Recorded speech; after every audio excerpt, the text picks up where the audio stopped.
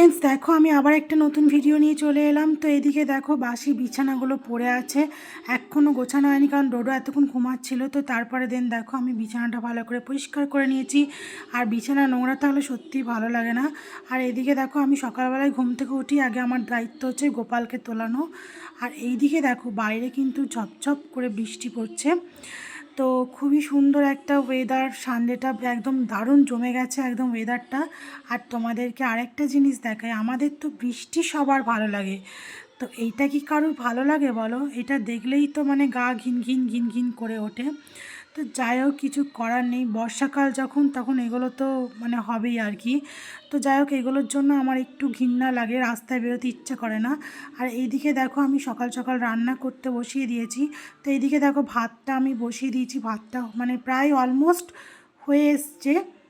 আর আজকে যেহেতু রোববার, তো তোমরা তো দেখেছো সকালবেলায় আমি গেছিলাম চিকেন আনতে।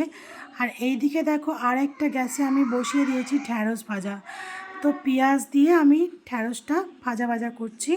তো একটু লাল লাল করেই ভাজবো, ঢ্যাঁড়সটা বেশ ভালো লাগে খেতে। আর কার কার আমার মতন ঢ্যাঁড়স খেতে ভালো লাগে একটু কমেন্ট করে জানাবে। আমি কিন্তু ঢ্যাঁড়স খেতে খুবই ভালোবাসি, মানে আমার খুব ভালো লাগে ঢ্যাঁড়সের ঝাল, ঢ্যাঁড়সের ভাজা, ঢ্যাঁড়সের তরকারি সব। তো যাই হোক, আজকে দেখো ঢ্যাঁড়স ভাজা করছি।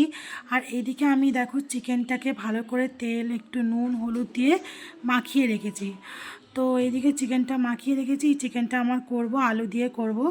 তো আজকে আলু দিয়ে চিকেনের ঝোল করব। যখন ওর বাবা থাকে তখন চিকেনটা কষা কষা করেই করে, কারণ ওর বাবা আলু দিয়ে চিকেন খেতে পছন্দ করে না।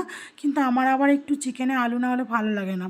তো এইদিকে দেখো ডোডো দেখছো পড়তে বসেছে। তোমরা সবাই ভাবছো হয়তো ডোডো মনোযোগ সহকারে পড়াশোনা করছে, কিন্তু আদেও সেটা নয়। তার কারণ হচ্ছে ও একদিকে টিভি চালিয়ে রেখেছে, আর যে পাশে রিমোট পড়ে আছে দেখতেই পাচ্ছ। এই যে একদিকে চলছে চিকু বান্টি মানে কার্টুন চলছে, আর একদিকে উনি পড়ছেন, দেখাচ্ছেন যে উনি পড়ছেন, কিন্তু আদেও ওনার পড়ার দিকে মনটা নেই। তো তারপরে দেখো আমি একটু চা বসিয়ে দিয়েছি, চা খাবো বলে, কারণ আমার না একটু চা না খেলে কাজ করতে এনার্জি পাচ্ছিলাম না। তো আমি একটু চা বসিয়ে দিয়েছি। আর এদিকে দেখো মহারাজকে আমি একটু জল দিলাম, কারণ ও ব্রেকফাস্ট খেয়েছে কিন্তু জল খায়নি। তো আমাকেই ধরে ধরে জলটাকে খাওয়াতে হয়। তো কেমন লাগলো এই ভিডিওটা কমেন্ট করে অবশ্যই জানিও। চলো।